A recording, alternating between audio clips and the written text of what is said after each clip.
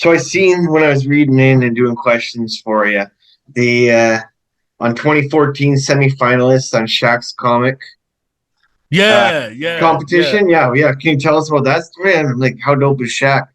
Yeah, so that was pretty awesome. So basically what they did was they were going around the country, right? And they were looking for, the next person who was going to be on the Shaq All-Star, comedy tour. And I was able to be one of the finalists right here in the city of Dallas. And now this competition had over like 300, 400 comedians from all over the place.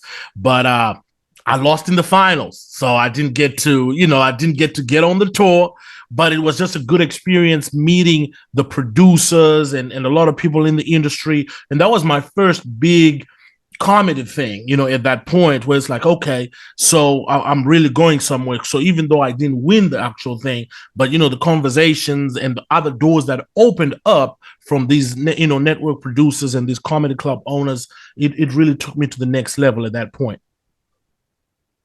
And then you've been on tours. Obviously, I seen with Bruce, hanging with Mr. Cooper, Mark Yeah. Curry, Yeah. and multiple other great ones. Is there a favorite venue that you've ever performed in? And tell us about one of those. Gosh, man. So the guy that I really traveled with for a long time was the New York King of Comedy, Capone. And we traveled for over 4 years together. And Capone basically opened up some doors for me to get into some crazy venues, man. And I tell you, I think the Baltimore Comedy Club, the Baltimore Comedy Factory was one of the wildest joints that I ever performed in, because the audience was there to either let you know that you suck or you're really, really good. So the energy that I got from them, man, was incredible. So that's one of those venues that just gave me that energy, and they just made me, keep going, So, what happens then when someone busts your chops and you have a shitty performance? Like, how do you take that in? I don't know. That ain't never happened to me. No. Good. No, that's a great answer. I alley-oop that to you, and I didn't Yeah. even mean to.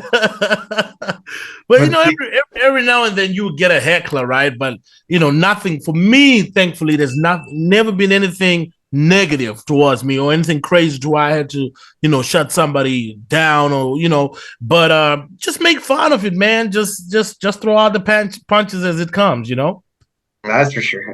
Yeah. Have you ever had to throw them hands at somebody? Hell no, man. No, that's what we do. That's what we do. As funny people, I think that I'm funny too. But as funny people, we like to make our jokes to kind of ricochet having to fight. Exactly. Yeah, that's right. Avoiding the punches. Yeah, that's exactly what I do too. Have you ever been to Canada? Yeah, so I've been to Canada 3 times, I think. Yeah. So I've actually, but 3-4 times. So I've done Toronto twice, and I've done Edmonton one time. Yeah. And all the 3 times that I've been to Canada, it's been freezing cold. Look, man, I don't know what's wrong. I don't know who y'all pissed off over there, because the weather in Canada is unbelievable, man. But you know what I found was funny is, regardless of how cold it is, you got a lot of Jamaicans and Africans in Canada. Yeah, and for sure in Toronto. Yeah, and I'm the like, whole area. This is the most tropical people on planet Earth, but they out there in Canada talking about, yeah, man, everything good, man. Yeah, that's for sure. I got a couple of those buddies at work. It's really freezing cold. And Crazy Bone, the rapper, was telling us the same story. How every time he comes to Canada, it's freezing. Freezing, man. Freezing. But I love it. I mean, the energy has been always great in Canada, So how did or what is the Funny from A to Z brand? And is that still a thing? Yeah, for sure. So in 2015, I believe it was, a buddy of mine who's in the comedy game by the name of Quentin Coleman, we decided to, it was time for me to film a special. And Quentin Coleman was, dibbling into management. And he was like, look, let me produce this thing. And so, we worked it out, and he was like, okay, but we need a title. What are we going to call it? And one day, man, he called me. He's like, Alfred, I got it. I think we need to call it Funny from A to Z, Funny from, America to Zimbabwe or Africa and back. That's where the A to Z came from, Funny from Okay. America to Zimbabwe. So I was like, that's what's up. So that's been my hashtag. That's been my brand. And that was my first comedy special. And I love that title, man. I always carry it all the way. Kind of like me and my Only Touch Greatness. I've had it Yeah. since because I used to be a mixtape DJ, so I was always doing like mixtapes that have my Dominican artist rap on someone's beat from somewhere else, English and Spanish music, and then reggaeton. It's called. Nice. So they would do reggaeton music, and then I would always be the middleman on the songs. And yeah. So who's your favorite reggaeton artist? Because man, I used to jam reggaeton back in the early 2000s, right? Well, my favorite artist would be Concreto. But okay. He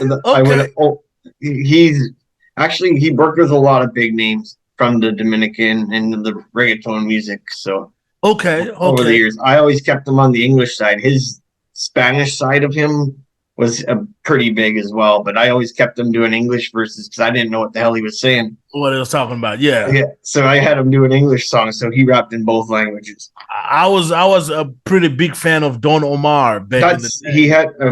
I know who that is too. Yeah, for sure. That was some crazy music back in the day, man. Don Omar and Wisin Yandel, So I used to jam to reggaeton, man. Yeah, back in the day, the Dominicans really loved that. Oh, for sure. Sure.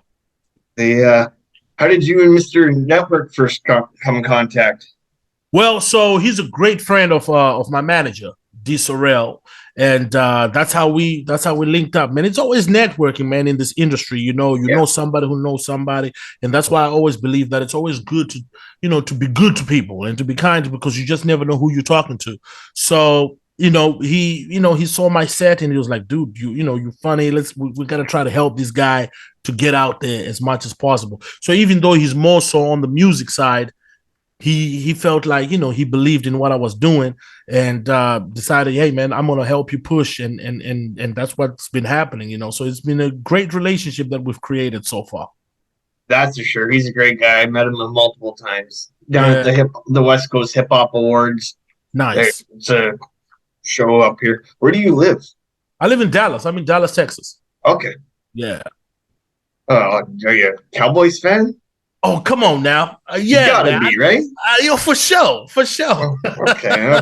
That's what about you? A Seahawks fan, right? Yeah. Too bad you guys suck. Too bad you guys suck too. Okay, yeah, we did. We in the same boat now. Actually, you're true. Yeah, we're both that first round knockout team. We're kind of borderline doing good, but you got Gino.